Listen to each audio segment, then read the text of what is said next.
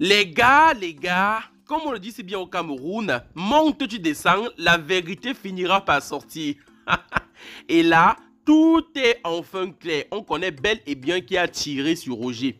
Mais avant d'y arriver, je vais vous expliquer ce qui s'est passé. Puisqu'on avait arrêté Bill et on croyait que c'est lui qui a utilisé l'arme de M. Barga pour tirer sur Roger afin d'empêcher Sophie d'épouser Roger, on fait donc venir M. Barga pour faire comprendre à celui-ci que c'est son propre fils, Bill, qui avait volé son arme à lui, M. Barga, afin d'aller tirer sur Roger pour ne pas que Sophie épouse Roger. M. Barga, en comprenant tout ce que l'inspectrice était en train de dire, se met donc tout de suite à défendre son fils Bill. Parce que bien sûr, même si M. Barga ne s'entend plus très bien avec Bill, il connaît très bien son fils. Il dit donc à l'inspectrice que ça ne peut pas être Bill qui a tiré sur Roger, que Bill n'est pas capable de commettre un tel forfait. C'est donc comme ça que l'inspectrice se met donc à soupçonner M. Barga lui-même. Elle appelle donc ses adjoints et elle demande aux autres de mettre M. Barga en cellule. Parce que selon elle, si ce n'est pas Bill qui a tiré sur Roger, ça doit sûrement être M. Barga. Parce que selon elle, ce sont les deux seuls qui avaient accès à cette arme-là. Heureusement pour M. Barga, après avoir passé quelques heures en cellule, sa petite fille Brenda vient donc avouer tous les faits à la police. Elle vient donc avec l'arme et donne l'arme à l'inspectrice. Elle dit donc que si elle a tiré sur Roger, c'est parce qu'elle ne voulait pas que sa mère Sophie épouse Roger, qu'elle n'aime pas du tout Roger et qu'elle voudrait que sa maman retourne auprès de son père Bill. Monsieur Barga est effondré, il ne comprend pas pourquoi est-ce que sa petite fille est aussi mesquine que ça. L'inspectrice alors, elle est choquée. C'est donc comme ça que dans la même mouvance, Sophie arrive. Mais lorsque Sophie comprend tout ce que sa fille est en train de dire, Sophie tombe des nues en fait. Sophie demande à Princesse, mais est-ce que c'est toi qui dois décider qui est-ce qui va entrer dans ma vie? Sophie est choquée, Sophie commence à vouloir taper sa fille, Sophie elle pleure dans tous les sens et elle a mal parce qu'elle ne comprend pas comment est-ce que sa fille a pu arriver à ça. Parce que là, sa fille va partir en prison, hein. Sa fille doit normalement partir en prison bien qu'elle soit mineure. Mais heureusement pour Sophie, la commissaire là, elle dit à Sophie qu'elle peut bien l'aider parce qu'elle comprend, elle aussi est une mère. Elle dit qu'elle peut étouffer l'affaire à son niveau afin que l'affaire n'arrive pas devant le procureur et elle peut éviter ainsi que sa fille Brenda n'aille en prison. Mais qu'il faudrait vraiment que Sophie essaye de s'asseoir avec sa fille afin de discuter ensemble. Parce que là, rien ne va. Et que si ça continue comme ça, il faudrait que Sophie fasse en sorte que sa fille aille consulter un psychologue. Parce que là, rien ne va vraiment pour le mieux. Les gars, comme on dit souvent chez nous au quartier, ça a cuit. Ça a cuit que cuit sur Ekindi et son cher compagnon de toujours Paul. Mais ça a cuit entre eux tellement, je ne comprends même pas ce qui se passe. En fait, c'est de la sorcellerie à outrance en fait. Parce que là, Ekindi était en train de vivre sa meilleure vie avec Paul lorsque soudainement, un enfant commence à crier ou alors à rire dans son ventre. Comme je vous dis là, la sorcellerie en plein jour. Ekindi était tranquillement en train de passer des beaux moments dans sa chambre avec Paul lorsque un enfant commence à crier, à chanter dans son ventre. Ekindi, pris dans de panique, décide d'aller voir son marabout pour savoir ce qui se passe. Ekindi va chez son marabout. Pendant qu'elle est chez le marabout, c'est donc comme ça que même Paul commence à comprendre les mêmes cris provenant de son ventre. Donc un enfant qui crie dans son ventre. C'est comme ça qu'il appelle Ekindi pour demander à Ekindi de revenir. Ekindi revient avec une potion magique que son marabout l'a donnée pour calmer ses bruits. Paul prend la potion magique, Ekindi prend la potion magique, mais rien ne change. L'enfant continue à crier dans leurs deux ventres. C'est comme ça qu'on ne sait même pas si c'est la sorcellerie qui a commencé à faire quoi, si c'est Ekindi qui a voulu charmer Paul. Là vraiment, je suis perturbé. Dites-moi si vous comprenez ce qui s'est passé parce que moi, je ne comprends pas. Les gars, de l'autre côté, Miranda, elle est en train de trouver l'amour parfait. Mais je vous jure, on dirait que ce gars, c'est le gars qu'il fallait à Miranda pour qu'elle soit heureuse. Parce que Piolet, il fatigue les gens avec son affaire d'accouche mon enfant et tout et tout. Vous vous rappelez sûrement de l'homme que Miranda avait retrouvé à l'hôpital. Et ben les amis, Miranda a enfin décidé d'aller rendre visite à ce dragueur. Et ce gars continue à dire des mots tellement doux à Miranda. On dirait qu'il aime vraiment Miranda, hein. Et de son côté, Pirolet est en train de souffrir. Il essaye d'appeler Miranda fatiguée, mais Miranda ne prend pas le téléphone. Il est même allé jusqu'au village afin de voir si Miranda va bien, si son enfant va bien. Mais arrivé au village, il n'a pas vu Miranda. Il ne sait pas que Miranda est en train de vivre sa best life en fait. Moi, je prie Dieu que Miranda, elle reste avec cet homme pendant longtemps, qu'il la couvre d'amour et tout, parce que Miranda, vu sa transition, elle mérite quand même du bonheur. Mais là, c'est clair, elle mérite vraiment du bonheur. Les gars,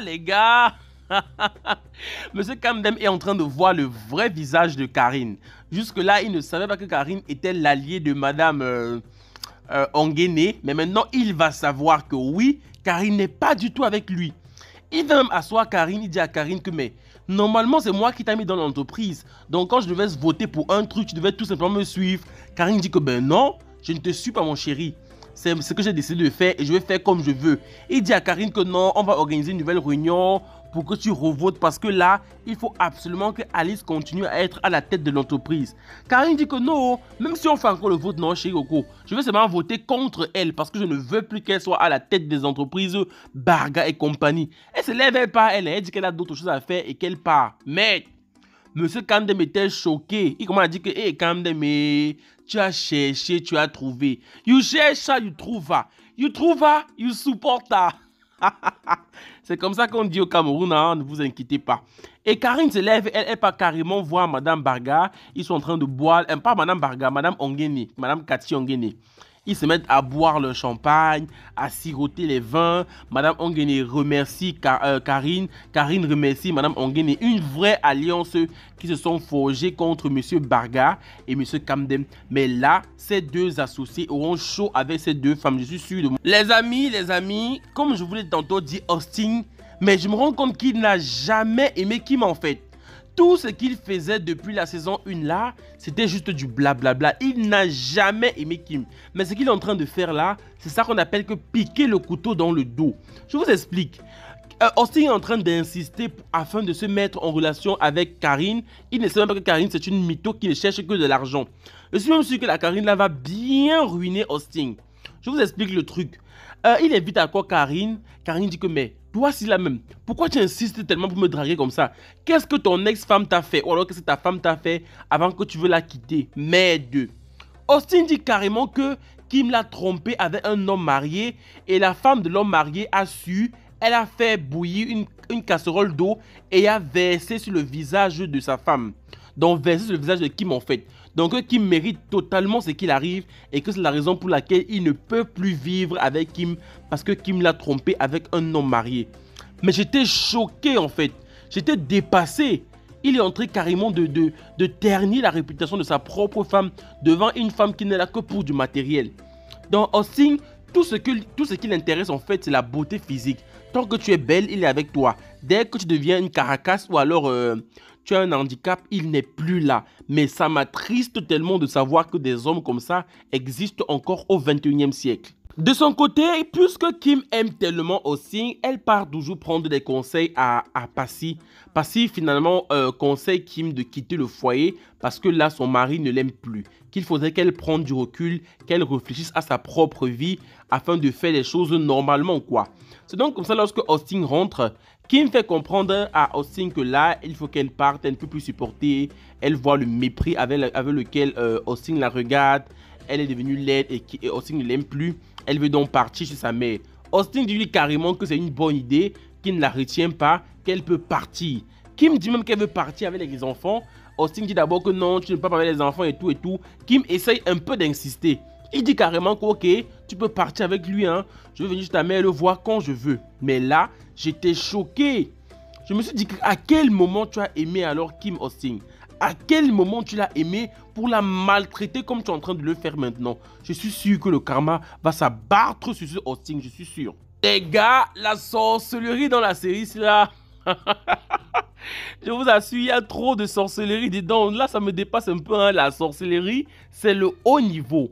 Puisque M. Barga, le charme commençait à diminuer parce qu'il faut le savoir, Anna a toujours eu à charmer Monsieur Barga depuis le début.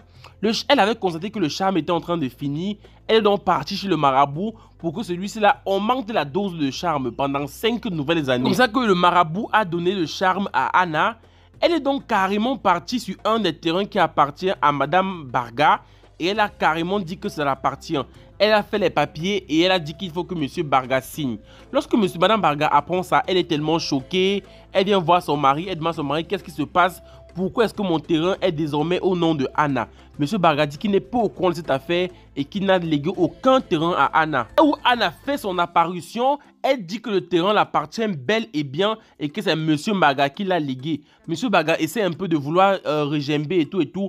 Anna prend son bras, elle touche Monsieur Barga avec. C'est donc comme ça que le charme fait effet. Et je sens que Monsieur Barga va commencer à dire à Madame Barga que oui, c'est moi qui ai donné le terrain à Anna et tout. Anna, elle-même, elle est dans les gris-gris. Mais il y a trop de gens qui sont en train de se faire goisser dans la série. Trop de maraboutisme là. On sent qu'on est en train de revenir aux sources africaines avec plein de mysticisme, plein de maraboutisme et tout. Ça me fait trop marrer en fait. Voilà les amis, c'était donc tout pour le résumé de vos épisodes 44 et 45 de votre série préférée, Madame, Messieurs. N'hésitez pas à me dire ce que vous avez en pensé en commentaire. Partagez, likez, abonnez-vous. On se retrouve très bientôt pour de prochains épisodes. D'ici là, portez-vous bien. Bye bye.